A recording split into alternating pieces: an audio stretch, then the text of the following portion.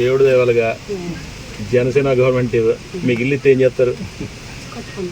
ఉంటారా? మీకు ఆ ప్రయత్నం చేస్తాను. ఆధార్ కార్డు మాకు ఇవ్వండి.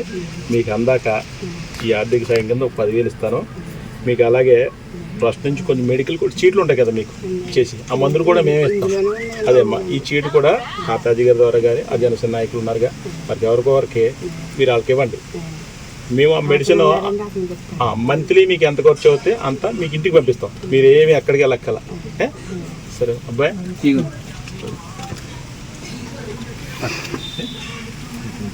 ఈ డబ్బులు కూడా ఉంచుకోండి.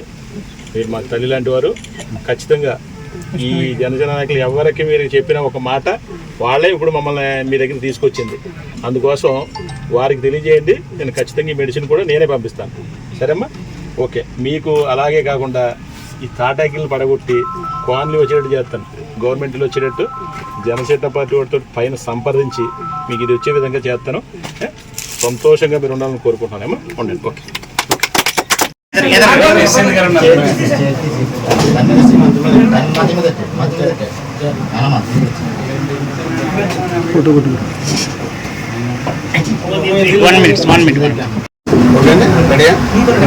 ముందుగా ఆ భగవంతుడికి నా నమస్కారాలు తెలియజేసుకున్నాను.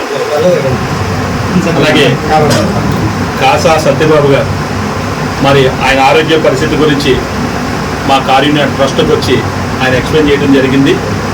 అంతకు ముందే జనసేన పార్టీ వారు మరి ఇక్కడ లోకల్గా వల్లూరు నాయకులందరూ కూడా కలిసి మా ట్రస్ట్ దృష్టికి తీసుకొచ్చారు. మరి అవి ఆ రోజు కొంచెం బయటికి వెళ్ళే పనులు ఉన్నాయి కాబట్టి మళ్ళీ 2 రోజుల తర్వాత ఖచ్చితంగా చేద్దాం సార్ అని చెప్పేసి వాళ్ళకి మాట ఇవ్వడం జరిగింది. ఆ మాట ప్రకారంగా ఈ రోజు వచ్చి ఈ కుటుంబానికి ఆర్థిక సహాయం కింద ఒక 25,000, అలాగే 100 సిమెంట్ బస్తాలు, అలాగే మా ట్రస్ట్ తరపు నుంచి ఈ అమ్మాయికి పూర్తి బాధ్యత.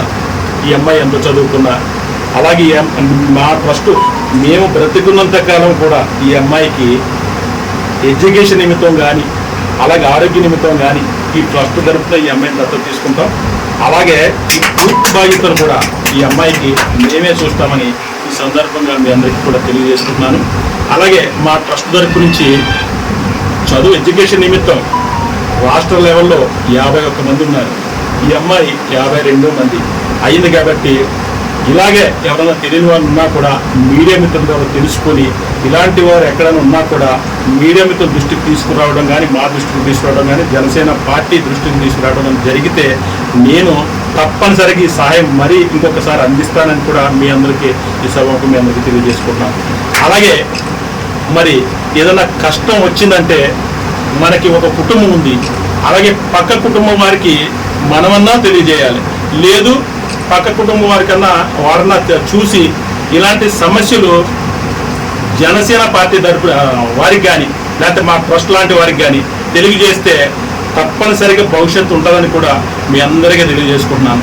అలాగే ప్రతి ఒక్కరు కూడా మనం ఏదో చేస్తున్నామని కాదు, కానీ మనందరం మనుషులు అనే మాట ఖచ్చితంగా గుర్తుంచుకోవాలి.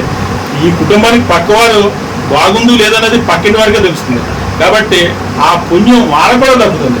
పక్కింటి వారు ఎప్పుడైతే ఇలాంటి కుటుంబం ఉన్నది అని ఎవరికి తెలియాలి? మాకంటే పక్కింటి వారికి తెలుస్తుంది. కాబట్టి ఎవరు చెప్పాలి? పక్కింటి వారు లోకల్లో ఎవరైనా మంచి అదే ఒక ఉన్న స్థాయిలో వాళ్ళకి తెలియజేయడం కానీ, లేకపోతే జనసేన పార్టీ అంటే జనసేన పార్టీని ఎందుకు ఎత్తుకున్నామంటే ఆ పార్టీ చాలా నీతి నిబంధనలతోటి కూడుకున్న నాయకుడు, ఆ జనసేన నాయకుడు.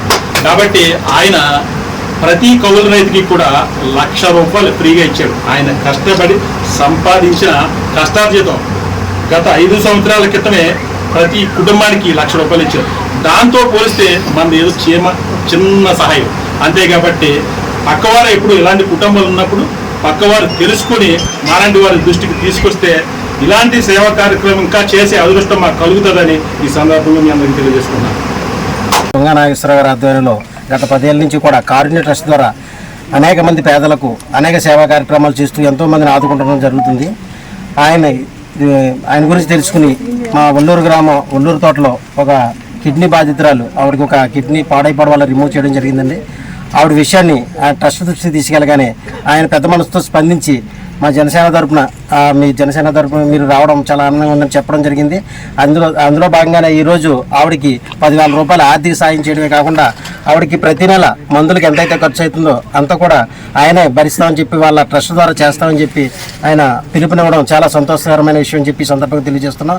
అంతేకాకుండా వారి తాటేకిల్లు చూసి వారి పరిస్థితి దయనీయ పరిస్థితిని చూసి ఆయన చెలించి ఒకవేళ వారి ఇల్లు కట్టుకుంటానంటే కనుక కూడా వారికి అన్ని రకాలుగా ఆర్థిక సహాయం చేస్తూ వారికి ఆ కుటుంబానికి అండగా ఉండాలని చెప్పి మా కారుణ్య ట్రస్ట్ తుంగా నాగేశ్వరరావు గారు చెప్పడం నిజంగా శుభ చూసుకోమని చెప్పి మాకు మా జనసేన పార్టీ మనవిని వినవించగానే ఆయన స్పందించి మా ద్వారా ఈ సహకారాలు అందించిన ఈ కారుణ్య ట్రస్ట్ శ్రీ తుంగా నాగేశ్వరరావు గారికి మరొకసారి ధన్యవాదాలు తెలియజేస్తున్నామండి.